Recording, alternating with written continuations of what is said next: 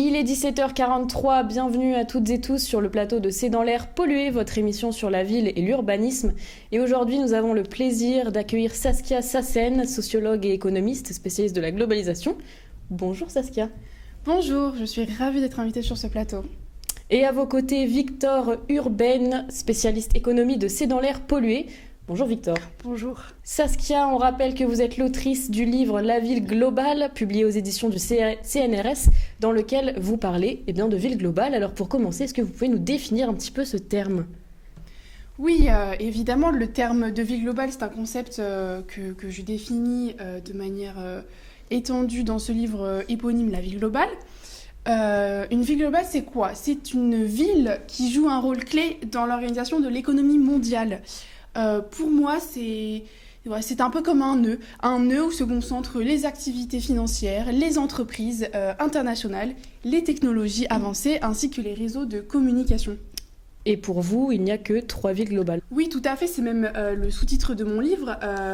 Je n'identifie que 3 villes qui ont ce potentiel de ville globale qui forment comme un nœud finalement. C'est New York, Londres et Tokyo qui influencent énormément cette économie à l'échelle mondiale. Et maintenant, la parole à vous, Victor. Pourquoi la ville est-elle particulièrement intéressante pour étudier la globalisation ? Eh bien, parce qu'elle est au cœur de toutes les interactions mondiales. En ville, on retrouve les grandes entreprises, les banques internationales et les réseaux de communication qui relient les différents pays. La ville, c'est un point de concentration, à la fois un lieu de rencontre, des décisions et des échanges économiques. Par conséquent, en étudiant les villes, on peut comprendre comment la globalisation fonctionne, comment elle impacte les gens et comment elle transforme nos vies. La ville, c'est une loupe pour la théorie sociale. On peut y observer différents phénomènes, à la fois d'un point de vue sociologique et d'un point de vue économique. Et Saskia Sassen, c'est un point de vue que vous défendez dans votre livre. Oui, tout à fait. C'est là mon propos principal. Pour moi, la ville et l'étude de la ville ne peut pas se départager d'une analyse économique. Notamment parce que les études de la ville sociologiques faites par l'école de Chicago notamment, au début du siècle dernier, ne conviennent plus. Elles sont complètement désuètes parce qu'elles prennent en compte des concepts et des phénomènes qui ne sont plus d'actualité aujourd'hui. Il convient donc de dépasser cette analyse en s'interrogeant sur les centres économiques et politiques qui influencent la mondialisation, sans pour autant mettre en retrait la ville comme objet d'étude, comme lieu de vie et d'interaction. Et donc concrètement, comment les villes participent-elles à la globalisation, Victor Urbain ? Notamment via leur intercommunication qui peut être matériellement visible. Donc là, ça va être tout ce qui va être les rails, les logos des entreprises, les bateaux, ou même la diversité des langues, ou alors une intercommunication qui sera complètement immatérielle, comme les ondes de téléphonie, ou alors pour nous, on ne les voit pas, les câbles sous-marins. D'autres éléments que vous abordez dans votre livre Saskia Sassen, c'est le multiculturalisme et la finance internationale. Alors concrètement, comment les deux cohabitent dans les grandes villes globalisées ? Oui, effectivement, le multiculturalisme ainsi que la finance internationale sont 2 concepts clés dans mon analyse de la vie globale. Les 2 coexistent étroitement puisqu'on trouve des gens de toute origine culturelle qui interagissent ensemble et qui interagissent aussi avec des entreprises ainsi que des banques internationales. Ces individus peuvent se côtoyer, travailler ensemble ainsi que échanger dans un même espace. C'est donc une diversité sociale, mais cette diversité n'est pas que sociale, elle est aussi économique, puisqu'on trouve une élite de l'économie d'entreprise, comme je le dis dans mon livre, avec un fort capital économique qui coexiste, mais qui ne se mélange jamais avec une immigration de guerre ou de misère, qui a, elle, en revanche, un faible capital économique. Et ces différentes cultures, ces différentes économies interagissent. Elles influencent ainsi la vie de la ville et dynamisent la globalisation. Et donc ici, pour moi, la ville, elle est conçue comme un ensemble de sites de production des industries et de l'information dominante de notre temps. Vous parlez aussi du terme géographie transnationale. Alors c'est un terme qui nous a un peu interpellés à la lecture avec Victor Urbain. Qu'est-ce que vous entendez par ce terme ?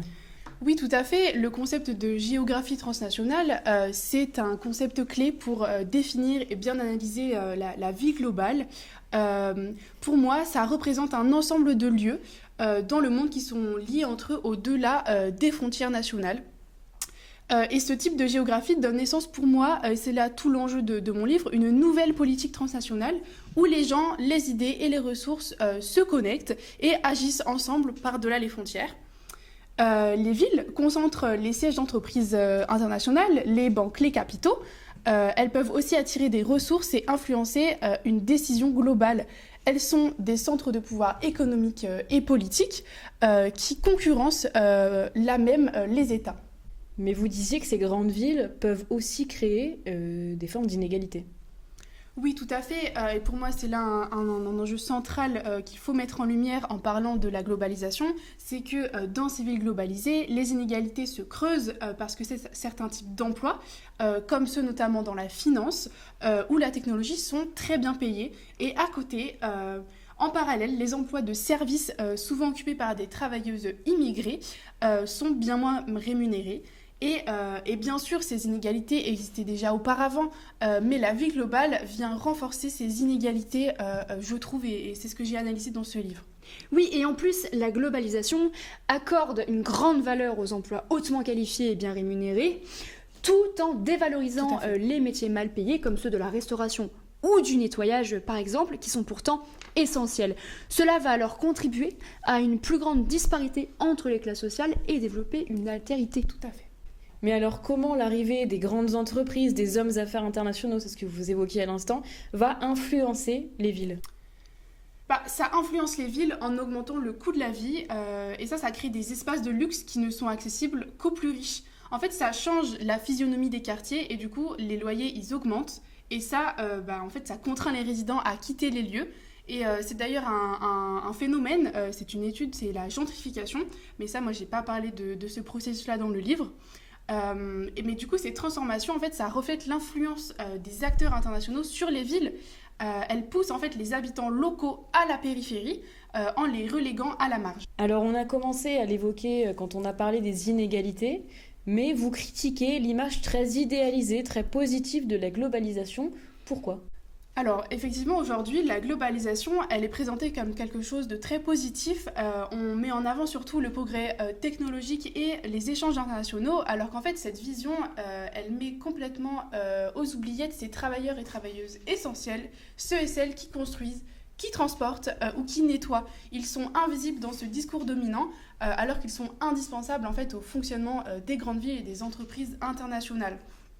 J'aimerais en fait qu'on prenne plus en compte et qu'on mette en lumière ces emplois essentiels et ces personnes aussi essentielles en fait parce que leur contribution est nécessaire pour que ce système fonctionne. Cette question des travailleuses et des travailleurs invisibilisés par la globalisation, on va y revenir plus tard dans l'émission. On se retrouve dans 5 minutes après une courte page de pub.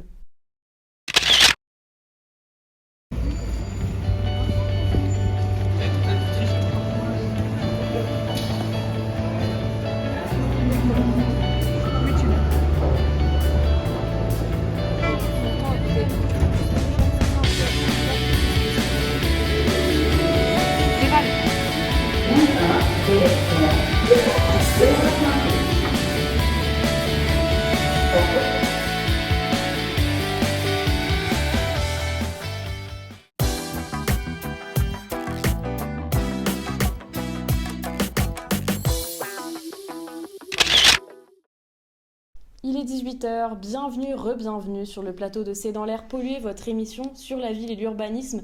Et aujourd'hui, nous avons le plaisir d'avoir avec nous Saskia Sassen, sociologue et économiste spécialisée de la globalisation. On rappelle qu'elle est l'autrice du livre La ville globale, publié aux éditions du CNRS. Elle est avec nous pour en parler aujourd'hui. Et à ses côtés, comme d'habitude, Victor Urbain, spécialiste économie de l'émission, que vous connaissez.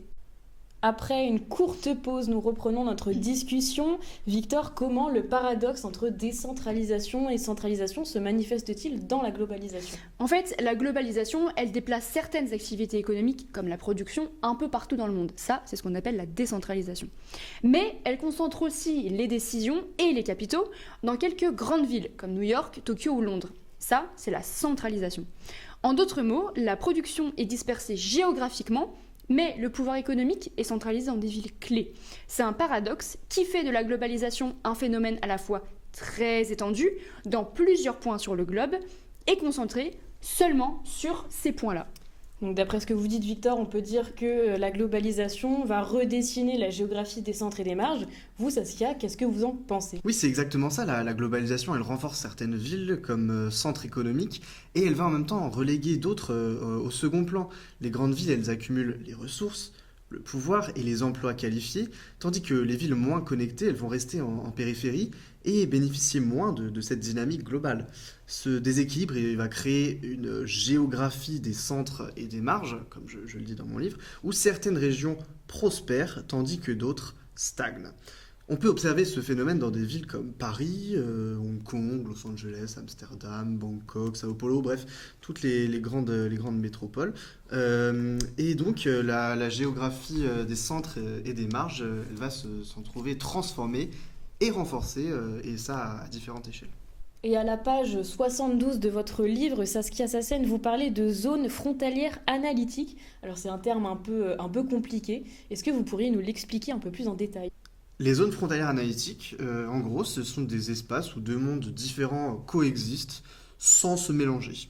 Donc ces zones, ce sont des espaces de différence et de séparation qui créent des opportunités uniques. Par exemple, dans les zones frontalières, des interactions économiques peuvent apparaître non seulement à cause de la proximité des territoires, mais aussi en raison de leurs différences. Et ces zones frontalières analytiques, elles peuvent permettre donc de nouvelles formes d'échanges qui ne seraient pas possibles ailleurs. Et vous avez pris l'exemple des travailleuses immigrantes. Pourquoi ce groupe social reste-t-il invisible dans l'économie mondiale aujourd'hui? Les travailleuses migrantes, c'est un groupe social qui me tient particulièrement à cœur, j'en ai parlé précédemment dans cette émission. Elles effectuent souvent des tâches essentielles comme les soins à domicile ou le ménage, mais leur contribution est rarement reconnue parce qu'elles travaillent dans l'ombre, hors des grandes entreprises surtout. Or, dans la globalisation, on se concentre vraiment sur les métiers visibles, valorisés, surcotés. Or, ces travailleuses, elles soutiennent en silence les économies globales. Et donc leur invisibilité renforce leur marginalisation alors qu'elles jouent un rôle essentiel.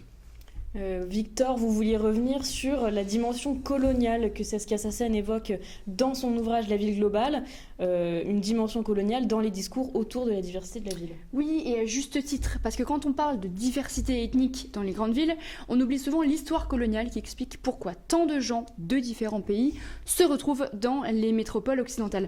La globalisation met en avant cette diversité pour ses avantages économiques, mais ne reconnaît pas toujours les inégalités qui l'accompagnent. C'est donc une vision utilitaire de la diversité qui n'inclut pas la justice sociale, ou pas toujours, et même l'égalité des droits, vestige de l'idéologie coloniale. Et alors pour finir, les villes pourraient-elles être le point de départ d'un nouvel ordre politique transnational ? Oui, c'est tout à fait ça. Les grandes villes, elles connectent des personnes et des idées au-delà des frontières nationales, d'où le terme transnational que j'utilise pas mal de fois. Et donc ça remet en question le pouvoir même de l'État. Et je me permets juste d'ajouter que les villes, c'est des lieux où des populations du monde entier se rencontrent et peuvent partager des idées politiques ou économiques nouvelles.